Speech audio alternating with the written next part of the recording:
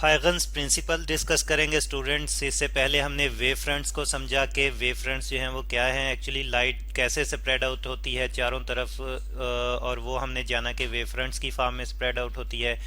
Wave fronts के बनने का भी हम बनने के अमल को भी हमने समझा कि कैसे वेव फ्रंट्स जो हैं वो जनरेट होते हैं, ठीक है। लेकिन एक वेव फ्रंट के बाद अगला वेव फ्रंट जो है वो कैसे जनरेट होगा और फिर आगे मतलब कैसे प्रोसीड करेंगे, एक के बाद दूसरा वेव फ्रंट और दूसरे के बाद तीसरा वेव फ्रंट, तो ये जो है वो हम हाइगन्स प्रिंसिपल से समझते हैं, ठीक है जी। और क्रिश्चियन हाइगन ने जो था ये प्रिंसिपल दिया था कि कैसे वेव फ्रंट्स की फॉर्म में लाइट जो है वो स्प्रेड आउट होती है। और इक्वल डिस्ट्रीब्यूशन की भी बात जो है वो यहाँ पे आती है, यानी कि एक के बाद दूसरा वेव फ्रंट बनेगा तो कैसे जो है वो हर तरफ जो है वो एक ही तरह से रोशनी फैलती जाएगी, ठीक है जी। तो इसके दो पॉइंट्स हैं स्टूडेंट्स, वे हाइगन्स प्रिंसिपल के दो पॉइंट हैं। और पहले पॉइंट की अगर हम बात करें, ठीक है, तो पहला पॉइंट ये है कि हर एक वेव फ्रंट का हर पहले वेव फ्रंट का जो पॉइंट है, यानी कि एवरी पॉइंट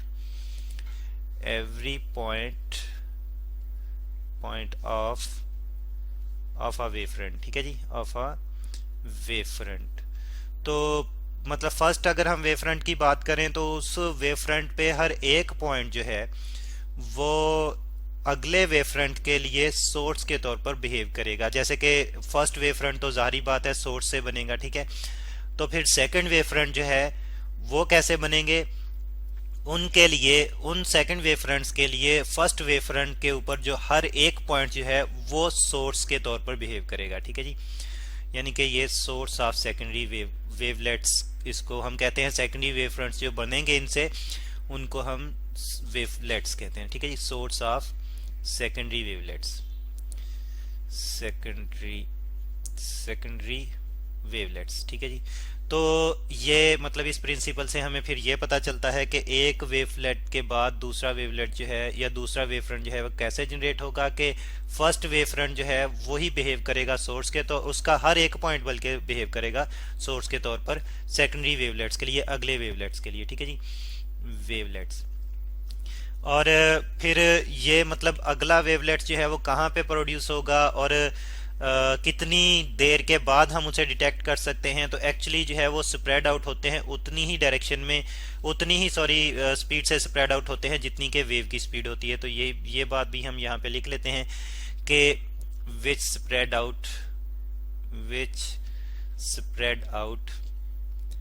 ठीक है जी, यानी कि वो फैलते जाएंगे फॉरवर्ड डायरेक्शन में, इन फॉरवर्ड डायरेक्शन।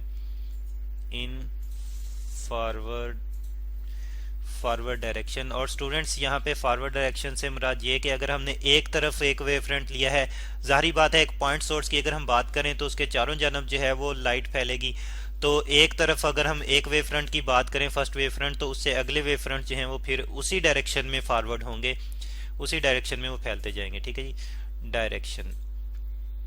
और फिर ये है कि स्पीड जो है वही होगी जो कि स्पीड ऑफ वेव होगी, ठीक है जी, डायरेक्शन विद अ स्पीड। और हमने देखा था कि स्पीड जो है वो लाइट की स्पीड कांस्टेंट स्पीड है, तो इस तरह से हर वेव फ्रंट जो है वो इक्वल टाइम में इक्वल जो है वो डिस्टेंस ट्रेवल करेगा, ठीक है जी। Speed equal to the speed of wave, speed. तो एक इस तरह से जो है वो हर तरफ जो है वो इक्वल टाइम में लाइट जो है वो डिस्ट्रीब्यूट होगी, स्पीड ऑफ वेव, ठीक है जी। तो पहले इस प्रिंसिपल के पहले जो है वो पॉइंट से हमें ये पता चलता है, पहला पार्ट है उसे हमें ये पता चलता है कि सेकेंडरी वेवलेट कैसे बनेंगे। तो उसमें ये होगा कि फर्स्ट वेव फ्रंट जो है उसका हर एक पॉइंट जो है वो सेकेंडरी वेवलेट के सोर्स के तौर पर बिहेव करेगा, ठीक है जी। और एक्चुअली यानी कि उस वेव फ्रंट के एक पॉइंट से फिर लाइट रेज प्रोसीड करेंगी आगे और सेकेंडरी वेवलेट जनरेट करेंगी, और फिर वो सेकेंडरी वेवलेट्स जो हैं वो उतनी ही स्पीड से स्प्रेड आउट होंगे फॉरवर्ड डायरेक्शन में जितनी स्पीड जो है वो लाइट की है। अच्छा, अब सेकंड पॉइंट की हम बात करते हैं, इसी प्रिंसिपल के सेकंड पार्ट की हम बात करते हैं कि सेकंड पार्ट हमें क्या बताता है। तो अब जाहिर बात है जो नए वेवलेट्स बने हैं, नए वेवफ्रंट्स जो प्रोड्यूस हुए हैं, ठीक है, तो उनकी पोजीशन जो है वो हम कैसे फाइंड आउट कर सकते हैं। तो यहाँ पे सेकंड पार्ट जो है एक्चुअली हमें यही बताता है कि द न्यू पोजीशन, ठीक है जी, the new position of wave front, जो वेव फ्रंट आगे प्रोसीड हुए हैं उनकी पोजीशन हम कैसे फाइंड आउट कर सकते हैं, ऑफ द वेव फ्रंट्स। तो एक्चुअली ये सारे वेव फ्रंट्स जो हैं, जैसे कि हमने कहा था कि वो इक्वल टाइम में इक्वल डिस्टेंस ट्रेवल करेंगे, तो एक ख़ास टाइम के बाद अगर हम फिर उनकी पोजीशन देखना चाहें आफ्टर अ सर्टेन टाइम, ठीक है जी, सर्टेन टाइम इंटरवल, ठीक है जी, इंटरवल। तो एक ख़ास टाइम के बाद उसकी जो पोजीशन जो है वो हम कैसे फाइंड कर सकते हैं कि एक सरफेस जो है वो कंस्ट्रक्ट करें, वो सरफेस कैसे कंस्ट्रक्ट करेंगे ये भी हम देख सकते हैं कि can be found by constructing a surface, ठीक है जी, बाय कंस्ट्रक्टिंग। और ये सरफेस इमेजिनरी होगी नो डाउट, क्योंकि हाँ वेव फ्रंट्स जो हैं ये भी इमेजिनरी सरफेसेस ही प्रोड्यूस करते हैं। तो जो इनकी पोजीशन को डिटेक्ट करने के लिए हम सरफेस कंस्ट्रक्ट करेंगे वो भी एक्चुअली इमेजिनरी सरफेस ही होगी, ठीक है, कंस्ट्रक्टिंग अ सरफेस। और ये सरफेस जो है स्टूडेंट्स हर एक वेवलेट को, जो नए वेवलेट्स प्रोड्यूस हुए हैं उनको जो है वो टच करेगी सरफेस, दैट टचेस, ठीक है जी, ऑल द वेवलेट्स, ठीक है जी, ऑल द सेकेंडरी वेवलेट्स, ठीक है जी। सेकेंडरी को जरा मैं शॉर्टली लिख लेता हूँ, सेकेंडरी वेवलेट्स, ठीक है, वेवलेट्स। तो इस तरह से हम उनकी पोजीशन भी जो है वो कुछ टाइम के बाद डिटरमिन कर सकते हैं कि वो कहाँ पे प्रोड्यूस होंगे। अच्छा, ये तो अभी हमने जस्ट जो है वो इन पॉइंट्स को लिखा है, अब इनको हम सही तरह से समझने की कोशिश करेंगे डिटेल में। तो यहाँ पे हम फिर स्फेरिकल वेव फ्रंट की अगर एग्जांपल ले लें और उसकी मदद से इसे समझने की कोशिश करें, तो यहाँ पे स्टूडेंट्स डायग्राम में आप देख रहे हैं, ये हमारे पास फर्स्ट वेव फ्रंट है, ठीक है जी। चले मैं इसे जो है वो लेबल कर देता हूँ AB से, ठीक है। ये हमारे पास फर्स्ट स्फेरिकल वेव फ्रंट है, यहाँ पे कोई सोर्स होगा जिससे जो है वो ये प्रोड्यूस हुआ है, ठीक है। और यहाँ पे हमने एक पॉइंट यहाँ पे लिया, एक पॉइंट यहाँ पे लिया, एक पॉइंट यहाँ पे लिया। वैसे तो इस वेव फ्रंट के सारी सरफेस पे सारे पॉइंट्स जो हैं वो वर्क करेंगे। क्या वर्क करेंगे? तो ये पॉइंट जो है ये सोर्स के तौर पर वर्क करेगा, और यहाँ पे यही पॉइंट जो है वो यहाँ पे अगला वेव फ्रंट जो है वो जनरेट करेगा, अगला वेवलेट जनरेट करेगा। ये आप देख रहे हैं रेड कलर में जो है वो नेक्स्ट वेवलेट जनरेट हो रहा है, ठीक है। और ये वाला पॉइंट जो है ये वाला वेवलेट जनरेट कर रहा है, ये वाला पॉइंट जो है ये वाला वेवलेट जनरेट कर रहा है। तो यहाँ पे हमने कुछ पॉइंट्स ही लिए हैं, उनसे कुछ नेक्स्ट वेवलेट्स जो है सेकेंडरी वेवलेट जो है वो जनरेट होते हुए देखे हैं।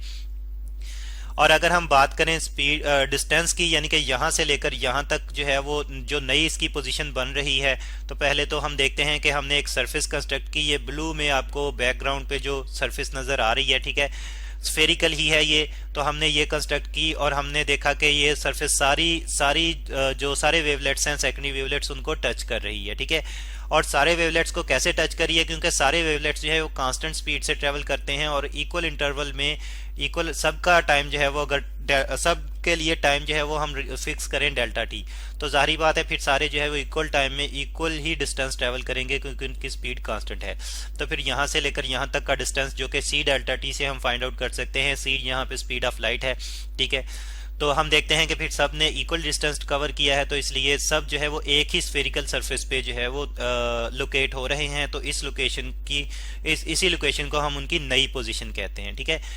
तो इस तरह से कुछ टाइम के बाद हम उनकी लोकेशन भी जान सकते हैं, और हम फिर ये भी देखते हैं कि सारे एक ही लोकेशन पर आएंगे, एक ही स्फेरिकल सरफेस पे आएंगे, ठीक है।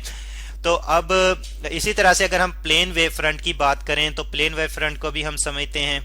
तो यहाँ पे फिर हम प्लेन वेव फ्रंट के लिए भी जो है वो एक डायग्राम की मदद से इसे समझते हैं, ठीक है जी। ये हमारे पास अब प्लेन वेव फ्रंट हैं, तो इनमें हम देखते हैं कि यहाँ पे एक्चुअली स्टूडेंट्स आपको जो है वो सेकेंडरी वेवलेट्स जो हैं वो वैसे तो स्फेरिकल फॉर्म में नज़र आ रहे होंगे। अब स्फेरिकल फॉर्म में कैसे नज़र आ रहे हैं? देखें, यहाँ पे ये फर्स्ट वेव फ्रंट है, प्लेन वेव फ्रंट है, ए बी से हमने लेबल कर दिया, ठीक है। सेकंड जो वेव फ्रंट बन रहा है ए डैश बी डैश, इसमें वेवलेट्स आपको नज़र आ रहे हैं लेकिन स्फेरिकल फॉर्म में नज़र आ रहे हैं। अब ये स्फेरिकल क्यों है? एक्चुअली अब अब इस प्लेन वेव फ्रंट पे ये वाला जो पॉइंट जो कि सोर्स के तौर पर बिहेव करेगा, सेकेंडरी वेवलेट के सोर्स के तौर पर बिहेव करेगा, ठीक है।